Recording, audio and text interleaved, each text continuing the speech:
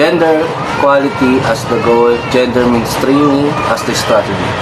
Gender mainstreaming or gender development or GAD mainstreaming is the major global strategy for ensuring that the government pursues the gender equality in all aspects of the development process to achieve the vision of a gender responsive society where women and men equally contribute to and benefit from development. What is mainstream?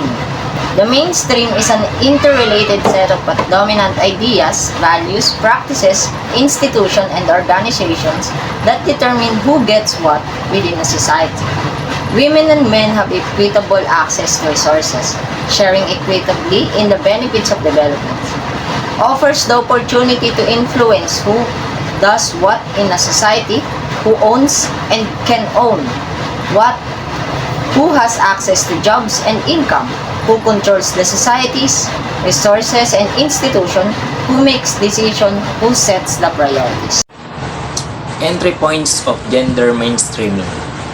GAD mainstreaming requires interventions from different stages of development planning processes, from planning to programming, budgeting, implementation, monitoring, and evaluation.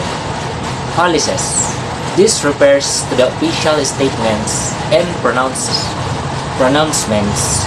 of supports for gender mainstreaming issue by the organization.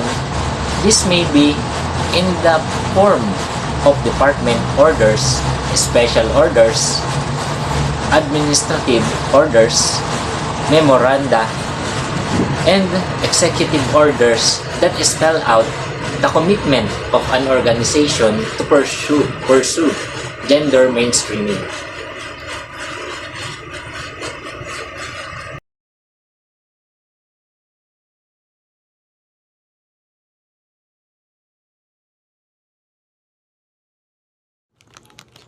The change agent, the individual or group who is responsible for actually making the change.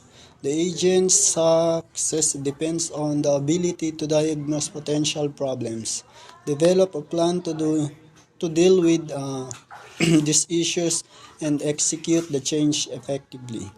The primary change agents are usually the GAD focal point system, because they facilitate the implementation of gender mainstreaming in the organization. The target, the individual of group who must actually change or those who will benefit from development. The term target is used because these people are the focus of the change effort and play a crucial role in a short and long-term success of our organization gender mainstreaming efforts. To increase the likelihood of success, they must be educated to understand the changes that are expected to accommodate. They must also be involved in the implementation process. The targets of gender mainstreaming are people in the bureaucracy, the field workers and the clients of the different organizations. The officials and members of the bureaucracy are given GAD capability programs to engage in the gender mainstreaming efforts. The advocate, the individuals or group who wants to achieve change but lacks the power to sanction it. The presence of GAD advocates determines the success rate of sustaining GAD mainstreaming initiatives.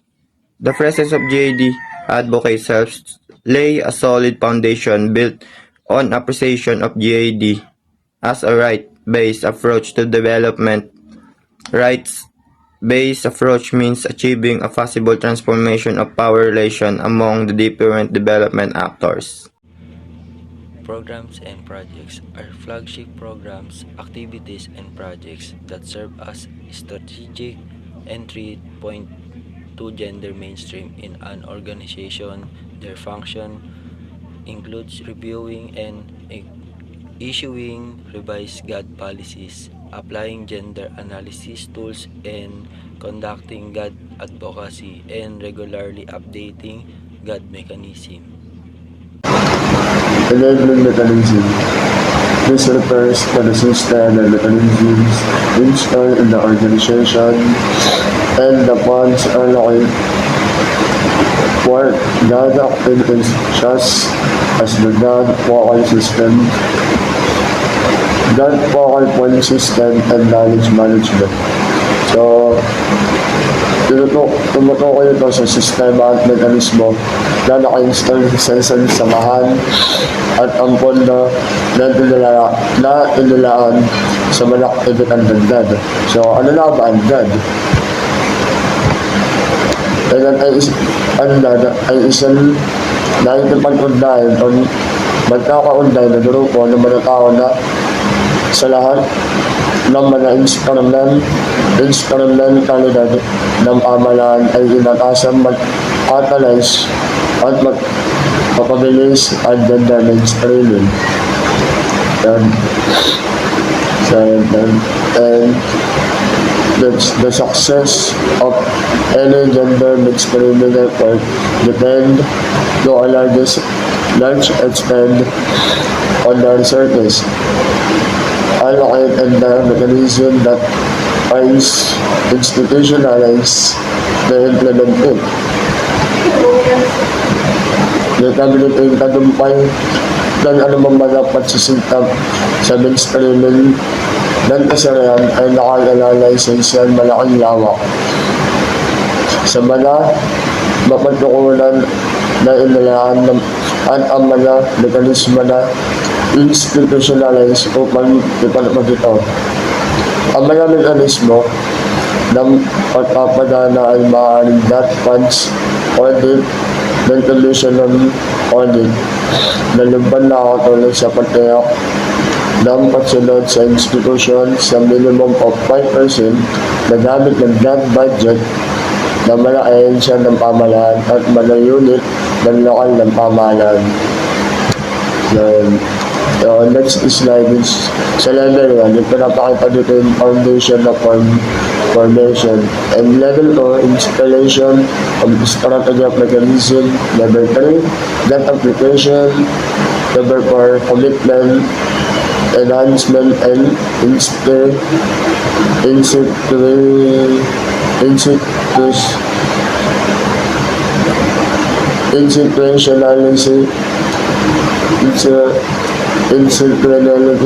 Level 5, replication and innovation. And dito sa level, pinapakita dito kung paano na dumadaan na yung isang level mechanism.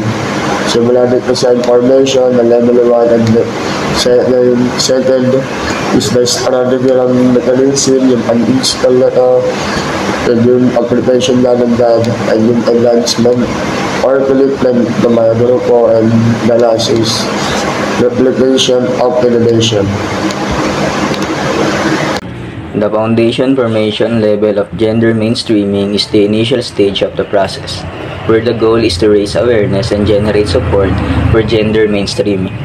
This level sets the tone for the organization to value gender mainstreaming as a priority. Here are some things that can be done to achieve the foundation formation level. Capacity development sessions. Provide training on gender mainstreaming to raise awareness and generate support. Build capabilities. Help the organization to understand. Conduct orientation sessions. Provide training on how to apply gender analysis tools. Collect sex disaggregated data. Gather data that is disaggregated by sex. Gender mainstreaming is a strategy that integrates women and men's concerns into policy-making programs and projects. The goal is to achieve gender equality and ensure that women and men benefit equally. Installation of strategic mechanism. This marked the transition of the organization towards gender mainstreaming. Some of the enabling conditions created and established by the top management to support GAD are putting key people necessary policies and supports structure, system, and mechanism in a piece of facilitate and sustain gender mainstreaming, and Initial application of GAAD concept and tools. GAD application. This is the period where GAD-related activities are already institutionalized within the organization. Interventions are usually based on the strategic GAD agenda that guides GAD planning and budgeting implementation. The GAD planning and the budgeting have become more strategic in terms of applying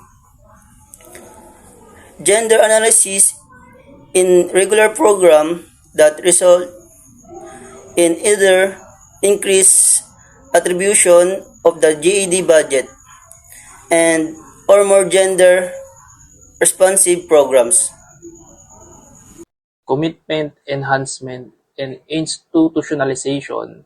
In this level, the organization has already institutionalized gender mainstreaming and is focused on sustaining its effort.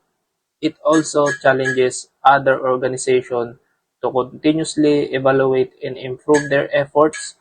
After all, the long-term goal is improve the government's ability to respond to gender issue and concern on a sustained basis. Application and innovation. When an organization reaches this level, it means that GAD has been fully mainstreamed into its mandated and it's being recognized by others as a model in gender mainstreaming. The GAD vocal person system members of the organization do not only serve as internal experts but are also invited by other organizations as GAD technical assistance providers. GAD-related mechanisms established by the organization are also certified plus learning hubs by national and or international organizations.